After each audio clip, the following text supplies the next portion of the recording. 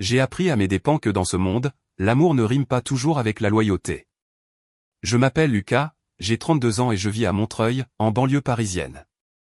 J'ai grandi seul avec mon père après que ma mère est décédée d'un cancer des ovaires quand j'avais 7 ans. C'est allé très vite, elle était déjà au stade 4 quand on l'a découvert. Après ça, mon père a fait ce qu'il devait faire. Il tenait un petit garage de mécanique auto près de la porte de Bagnolet, il enchaînait les heures supplémentaires, mais il arrivait quand même à me préparer mon casse-croûte tous les matins.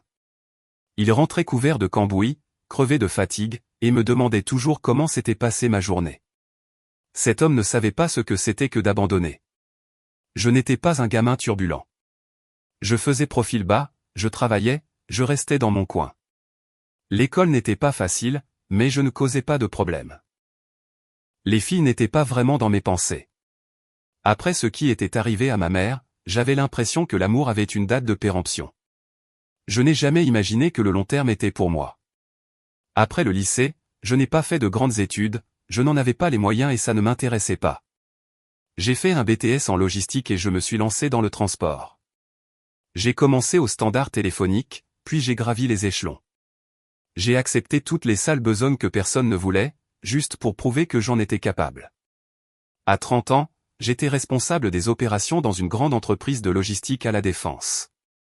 Je gagnais bien ma vie. J'ai enfin pu quitter le petit studio que je louais. C'est là que tout a commencé. Il y avait un salon professionnel de la logistique à la porte de Versailles. Un truc très corpo, rien de passionnant. Après, quelques collègues m'ont traîné dans un bar près du canal Saint-Martin. Je n'avais pas envie d'y aller, mais je me suis dit, après tout. Une bière et je rentre. C'est là que je l'ai vue. Sophie. Assise au bar, son ordinateur portable ouvert, un verre de whisky sec devant elle. Sans maquillage, juste un blazer marine, un jean brut et des bottines qui disaient qu'elle ne se laissait marcher sur les pieds par personne. Elle avait l'air posée, comme si elle savait exactement qui elle était et se fichait de ce que les autres en pensaient. Un de mes collègues a fait une blague un peu lourde sur les consultants qui boivent toujours seuls. Elle a souri, a fermé son ordinateur et s'est jointe à nous comme si elle nous connaissait depuis des années. Je ne pensais pas avoir la moindre chance, mais le plus fou, c'est qu'elle a continué à apparaître.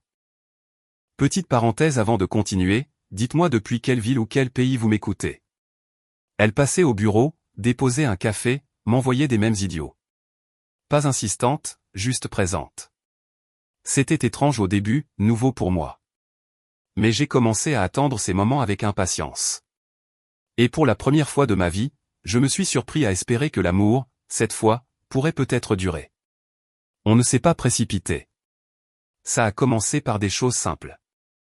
Des burgers dans un bistrot du Marais après le travail, quelques randonnées le week-end en forêt de Fontainebleau, des soirées ciné sur son petit canapé d'angle dans son appartement du quartier latin, nos pieds emmêlés sous le même plaid. Elle aimait le whisky, détestait les olives, et s'endormait toujours à la moitié du film. J'ai commencé à amener mon sac pour la nuit sans même y penser. Je me disais que ce n'était qu'une aventure. Jamais une fille comme elle ne resterait.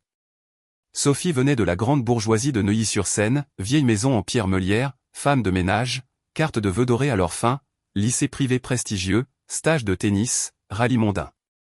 Son père dirigeait un cabinet de gestion de patrimoine pour clients fortunés. Et sa mère portait des colliers de perles comme si on était encore en 1962. La première fois que j'y suis allé, je portais des bottines et une chemise à carreaux. Je me souviens du visage de sa mère, comme si j'avais fait entrer un renard dans le salon. Mais Sophie s'est tenue à côté de moi, la main sur mon bras, et a dit « Voici Lucas. Il construit des choses. » Pas une seule fois elle ne m'a fait sentir inférieur. « Ton monde est chic, lui ai-je dit un jour. »« Et le tien est authentique, a-t-elle répondu. »« Je préfère l'authentique. » J'aurais dû me méfier de cette phrase. On a continué notre vie. Elle travaillait de longues heures comme consultante en informatique, toujours en déplacement ou en visioconférence avec une équipe à Londres ou Dubaï.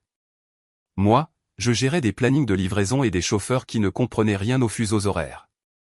On se retrouvait chez elle vers 20h, on se faisait une pizza surgelée et on s'endormait devant la série qu'elle avait choisie. Ça semblait réel. Au bout de 14 mois, j'avais une brosse à dents dans sa salle de bain et la moitié de ma garde-robe dans son couloir. Un soir, en rentrant, je l'ai trouvée en train de couper des courgettes près de la cuisinière, un verre de vin à la main, les cheveux attachés avec un de mes vieux bandanas. Faisons-le, a-t-elle dit. J'ai demandé, faire quoi? Ça, a-t-elle répondu en nous désignant. Marions-nous. J'ai cligné des yeux. Tu es sérieuse? Très sérieuse, a-t-elle dit. On vit déjà la partie la plus difficile. Pourquoi attendre? Elle ne voulait pas de diamants. Pas de grande demande en mariage. Elle a juste dit qu'elle voulait construire quelque chose avec moi. J'ai dit oui. J'avais peur, bien sûr, mais j'étais sincère. Le lendemain, je suis allé au garage de mon père, je lui ai annoncé pendant qu'on mangeait des restes de barbecue dans du papier alu sur l'établi. L'homme s'est adossé, m'a regardé droit dans les yeux, et a eu les larmes aux yeux. Tu es le dernier de notre lignée, a-t-il dit. Elle a intérêt à en valoir la peine. J'ai hoché la tête, mais quelque chose dans sa façon de le dire m'est resté en travers de la gorge. Il m'a demandé si j'avais besoin d'argent pour une bague ou une salle. Je lui ai dit non, que je me fichais de tout ça. Je voulais juste un toit, un garage, peut-être un petit jardin, quelque chose de simple, quelque chose qu'on construirait nous-mêmes. On a commencé à regarder des maisons à rénover vers l'est de Paris, des maisons avec des porches affaissés et des gouttières cassées. Elle disait que ça ne la dérangeait pas de se retrousser les manches. C'est ce qu'elle m'a dit. Et pendant un temps, je l'ai cru. Le jour fatidique est arrivé plus vite que je ne l'aurais voulu. Sophie a organisé un dîner avec ses parents un jeudi soir. Elle a dit que c'était juste une rencontre informelle, rien de sérieux. Je n'y ai pas cru une seconde. Leur maison était à Neuilly, nichée derrière un portail en fer forgé et des haies de buis. Le genre de maison qui semble être livrée avec du personnel, colonnes blanches, volets noirs, une allée pavée en cercle parfait autour d'une fontaine en pierre. Ça criait l'argent. J'avais mis mes plus beaux vêtements. Une chemise grise, un jean propre, des bottines cirées. J'ai apporté une bouteille de whisky artisanal que j'avais dénichée dans une distillerie près de Cognac. Je me suis dit que c'était une belle attention. Authentique, réfléchie, pas bas de gamme. Hélène a ouvert la porte avec un sourire glacial, ses yeux me scrutant comme si j'avais ramené de la boue. Elle n'a pas pris la bouteille, elle s'est juste écartée. Enlevez vos chaussures, s'il vous plaît, a-t-elle dit. Sophie était déjà à l'intérieur, sirotant un verre de vin blanc sur le canapé comme si elle était chez elle. Philippe ne s'est pas levé quand je suis entré. Pas de poignée de main, pas de bonjour, il a juste fait un signe de tête vers le salon et a dit « Parlons ». Je me suis assis sur le bord d'un canapé couleur crème qui semblait coûter plus cher que ma camionnette. Hélène s'est installée en face de moi avec une assiette d'olives et de crackers. Philippe s'est penché en avant, les coudes sur les genoux. Alors Lucas, a-t-il commencé. Pas de grande école de commerce, n'est-ce pas? Non, monsieur. J'ai commencé à travailler juste après mon BTS. Il a grogné. Et que faites-vous exactement? Je gère les opérations logistiques pour une entreprise à Paris. Je m'occupe du réseau de chauffeurs, de l'optimisation des trajets, et je gère les indicateurs de performance. Donc, les camions, intervint Hélène. Vous travaillez avec des camions? J'ai hoché la tête. Oui, madame. La logistique. Philippe a penché la tête. Votre père est toujours locataire, n'est-ce pas? J'ai serré la mâchoire. Oui. Son garage est sur un terrain loué. Il y est depuis 30 ans. Pas d'investissement, demanda Hélène. Pas de portefeuille d'actions? J'ai un plan d'épargne entreprise et une assurance vie, ai-je dit. J'ai commencé à épargner tôt. Elle a cligné des yeux comme si je venais de lui dire que je cachais des lingots d'or sous mon matelas. Puis elle a regardé Sophie et a dit, tu comprends, Sophie, que tu es notre unique fille. Tu es notre investissement. Ce mot m'a frappé de plein fouet. Investissement. Comme si elle était une start-up. Comme si j'étais un pari risqué. Je me suis tourné vers Sophie, attendant quelque chose. N'importe quoi. Un sourire. Un signe de tête. Un maman, arrête. Rien. Elle a juste fait tourner le vin dans son verre et a baissé les yeux, comme si elle avait déjà vu cette scène se jouer. Philippe s'est adossé. Ce mariage, s'il a lieu, changera la trajectoire de votre vie. Êtes-vous prêt pour cette responsabilité? Je l'ai dévisagé. Je ne savais pas que l'amour tenait des comptes. Il n'a pas ri, il m'a juste fixé. Hélène a finalement pris la bouteille de whisky, la tournant dans ses mains comme si elle était toxique. Nous buvons du scotch, mais merci. Sophie s'est levée et a lissé sa robe. Le dîner est prêt, a-t-elle dit. Personne n'a bougé. Finalement, Hélène a soupiré et s'est levée pour nous conduire à la salle à manger. Sophie est passée devant moi sans me regarder. Je l'ai suivie comme si on me menait dans le bureau du proviseur. Le dîner était composé de filets de bœuf, d'asperges et d'une salade qui avait le goût d'eau citronnée froide. Personne n'a beaucoup parlé. Philippe m'a demandé si j'avais envisagé des cours du soir.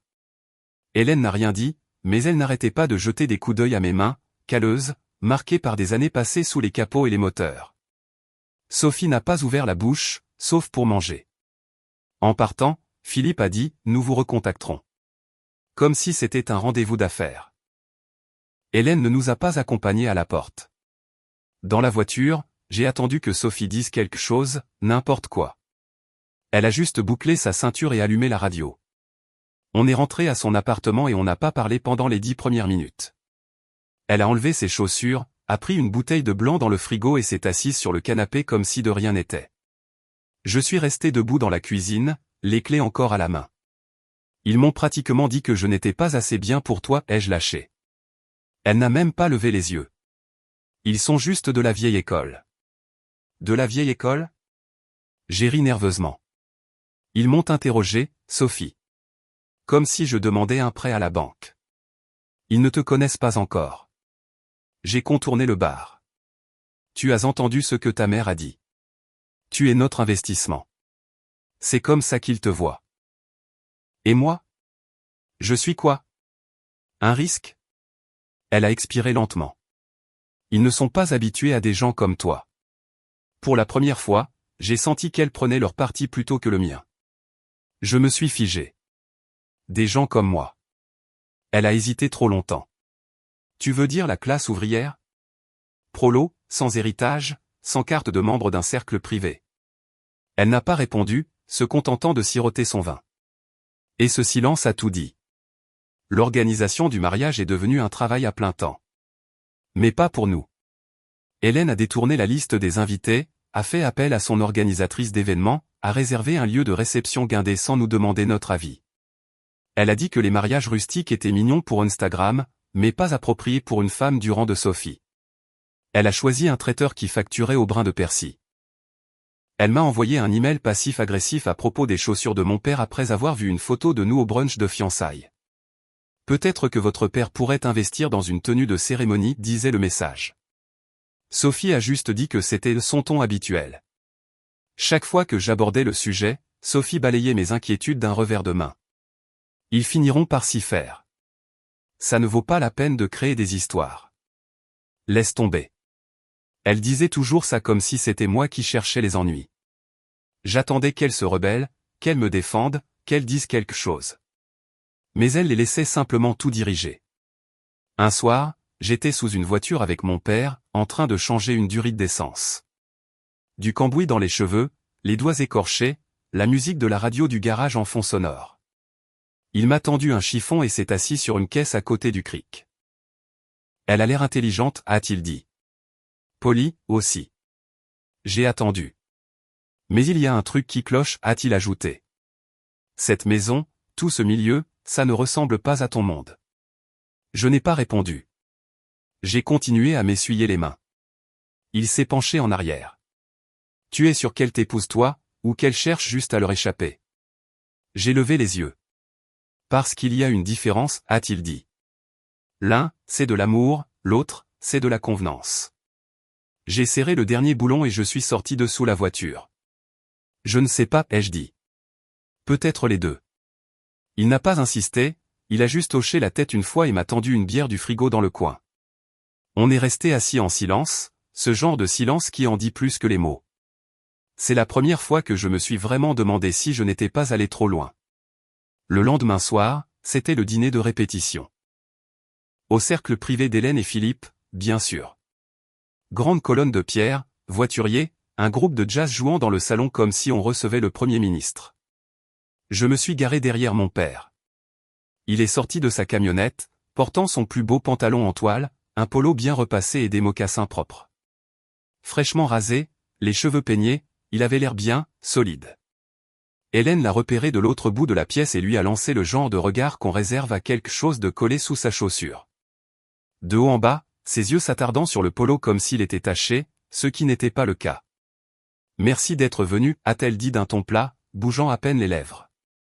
Mon père a hoché la tête poliment. « Bel endroit » a-t-il dit. « Ça sent la moquette neuve. » Elle s'est détournée sans un mot et s'est éloignée. Sophie est arrivée 10 minutes plus tard dans une robe noire ajustée et des talons qui claquaient comme une horloge.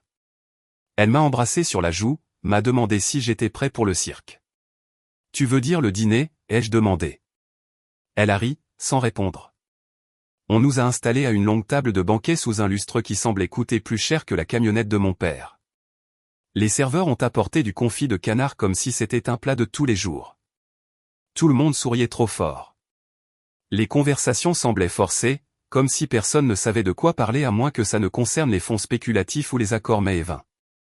Mon père a essayé de parler de voiture avec Philippe. « Vous avez déjà travaillé sur une vieille Citroën DS ? C'est une galère, mais... » Philippe l'a coupé net.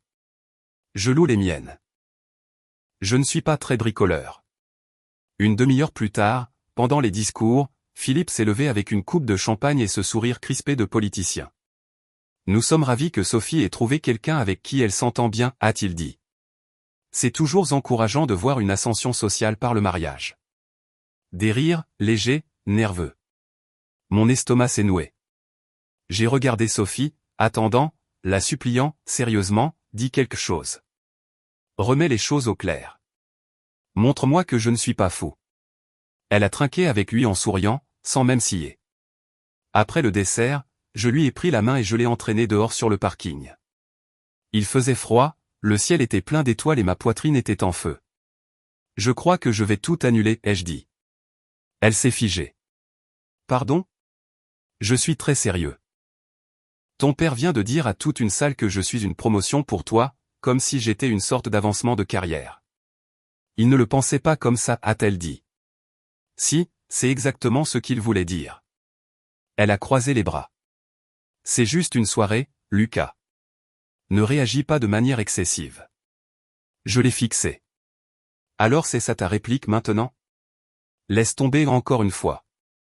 Elle n'a rien dit, elle s'est juste retournée et a marché vers sa voiture. Je suis resté là une longue minute avant de rejoindre la mienne. Je n'ai pas dormi de la nuit. Allongé dans mon lit d'enfance, à regarder le ventilateur de plafond tourner en cercles lents et inégaux. Vers 5h30, j'ai entendu la porte d'entrée s'ouvrir. Mon père est entré avec 2 tasses, il m'en a tendu une. Café noir, trop fort, comme toujours. Il s'est assis sur le bord du lit et m'a regardé dans les yeux. « Tu n'es pas obligé de faire ça » a-t-il dit. Pas pour elle. Pas pour eux. Je n'ai rien dit. Il a posé sa main sur mon épaule et l'a serrée. Tu es assez, gamin. Tu l'as toujours été. Ça m'a frappé plus fort que n'importe quelle gifle. J'ai hoché la tête une fois, j'ai serré les dents et j'ai fini mon café. Quelque chose en moi était déjà en train de se briser. Le jour J est arrivé comme un TGV. Impossible de l'arrêter. Un lieu de réception historique dans le Marais. Hautes fenêtres, briques apparentes, arrangements floraux hors de prix explosant dans tous les coins. Des chaises blanches en rang parfait. Un tapis d'allée plus lisse que la moquette de mon premier studio. Tout était impeccable. Tout était faux. Je me tenais devant cet hôtel dans un smoking de location, regardant les invités s'installer, les talons claquants, les nœuds papillons ajustés, les téléphones sortis. J'avais l'impression de flotter au-dessus de la salle, de regarder quelqu'un d'autre vivre ma vie. Sophie a descendu l'allée comme si elle défilait sur un podium. Impeccable, froide, maîtresse d'elle-même. J'ai prononcé les mots. J'ai embrassé la mariée. On a posé pour les photos comme des silhouettes en carton. Souriant sur commande, les yeux vides. Mais mes tripes hurlaient. La réception a commencé dans la grande salle. Lustre en cristal, quatuor à cordes, un bar à cocktail rempli de bouteilles dont je ne pouvais pas prononcer le nom. Sophie a disparu dans son cercle d'amis, riant à ce qu'Hélène lui murmurait à l'oreille. Mon père se tenait près du fond, une bière à la main, me lançant ce regard qu'il avait quand les freins d'une voiture étaient sur le point de lâcher, les lèvres pincées, tendues, silencieux. Au moment des discours, le vin coulait à flots. Hélène en était déjà à son 3e verre, et Philippe riait de ses propres blagues comme un homme à qui on n'a jamais dit non. Le DJ a tendu le micro à Hélène. Je ne l'ai pas vu venir. Elle a tapoté le micro 2 fois, a un peu titubé, et a souri comme si c'était son grand moment. Soyons honnêtes, a-t-elle dit. Nous savons tous que Sophie aurait pu épouser un sénateur ou un chirurgien, mais elle a choisi Lucas. J'ai serré la mâchoire. Elle aurait mieux fait, a continué Hélène, de s'assurer qu'il signe un contrat de mariage en séparation de biens et qu'il lui verse son salaire. Quelques personnes ont eu un hoquet de surprise. Un type a carrément ri. Mon cœur battait à tout rompre dans mes oreilles. J'ai regardé Sophie. Elle n'a pas bronché. N'a pas tenté de prendre le micro. N'a pas dit un mot. Elle a juste détourné le regard. Puis Philippe s'est levé. Vous auriez dû nous demander avant d'acheter ce smoking bon marché, a-t-il dit en levant son verre. On aurait pu vous indiquer un bon tailleur. Le bruit de ma chaise raclant le sol a retenti avant même que je réalise que j'étais debout. Mon père m'a devancé. Il s'est approché du micro, lentement, calmement. Il l'a pris des mains d'Hélène comme s'il ramassait une ordure. Il a balayé la salle du regard, puis les a fixés, eux deux. Vous deux, vous me dégoûtez, a-t-il dit assez fort pour que la dernière rangée entende. Et pour votre information, votre fille épouse un homme qui s'est cassé le dos au travail, qui n'a jamais rien demandé à personne, qui répare ce qui est cassé et qui ne baisse pas les bras quand ça devient difficile. Il a regardé Philippe. Votre patron, Thomas Fournier, il a grandi comme moi. Petite maison, mère célibataire, du cambouis sous les ongles. Je me demande ce qu'il penserait en entendant ce que vous venez de dire. La salle est devenue silencieuse. Le visage de Philippe s'est vidé de son sang. Hélène a reculé comme si elle venait d'être giflée. J'ai regardé Sophie à nouveau. Elle était là, figée, son bouquet dans une main, les yeux vitreux. Pas d'excuses, pas de réaction, juste vide, comme si on avait débranché la prise et que l'écran était devenu noir. Le silence s'est éternisé. Tout le monde nous regardait. J'ai fait un pas en avant. Mon père m'a tendu le micro. J'ai regardé autour de moi, je l'ai regardé. Ce n'était pas fini. Je me suis avancé, j'ai pris le micro de mon père, et j'ai regardé la foule. Merci d'être venu, ai-je dit, la voix stable.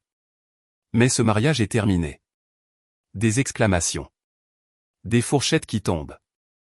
Des téléphones qui se lèvent. Je me suis tourné vers Sophie. Elle n'a pas bougé. Tu les as laissés m'humilier. Tu les as laissés humilier mon père. Et tu es resté là, sans rien dire. Je ne passerai pas ma vie à être le projet de quelqu'un. Elle a ouvert la bouche, puis l'a refermée. Trop tard. J'ai rendu le micro au DJ, j'ai fait un signe de tête à mon père, et nous sommes sortis ensemble. On a dépassé les fleurs, le quatuor à cordes, les visages stupéfaits. J'ai entendu quelqu'un murmurer, c'est vrai, ça? Ça l'était. On a traversé le parking comme n'importe quel autre samedi soir. On n'a pas dit un mot sur le chemin du retour. Pas besoin. Je n'ai pas pleuré, je n'ai pas crié, je me sentais juste purifié, comme si j'avais enfin enlevé un lourd manteau que je traînais dans la boue depuis bien trop longtemps. Les conséquences sont arrivées vite. Quelqu'un a posté la vidéo en ligne avant même que je sois rentré. Le lendemain matin, elle était partout. Un marié quitte sa propre réception après des discours brutaux. Les commentaires fusaient comme un feu d'artifice. Le lundi, le cercle privé a exclu Hélène et Philippe. Le lendemain, le conseil d'administration de l'œuvre caritative d'Hélène l'a démise de ses fonctions. Et Thomas Fournier, il a vu la vidéo. Il a convoqué Philippe dans la semaine. Pas de cris, pas de débat, il l'a juste muté pour gérer un entrepôt logistique paumé près de Vierzon. Je n'ai pas jubilé, je n'ai rien dit, j'ai juste emballé les cadeaux de mariage, écrit un court mot, et je les ai renvoyés avec les factures. J'ai remboursé chaque centime qu'ils avaient dépensé, même le whisky. Ce dimanche-là, mon père et moi avons fait griller des merguez dans le jardin, comme on l'a toujours fait. Pas de grands discours, juste du ketchup, de la fumée et du silence. Une semaine plus tard, il est entré dans le garage pendant que je faisais la vidange sur la voiture d'un client. Il tenait un dossier à la main, un vieux dossier bleu avec le logo délavé de notre garage sur le devant. « Tu veux reprendre l'affaire ?» a-t-il demandé. « Le garage est à toi si tu es sérieux. Il est temps de passer le flambeau. » Je me suis essuyé la main, Je me suis levé, et je lui ai serré la main, fermement, solidement. Ouais, ai-je dit. Allons-y. Cette poignée de main valait plus que toutes les bagues et tous les discours du monde.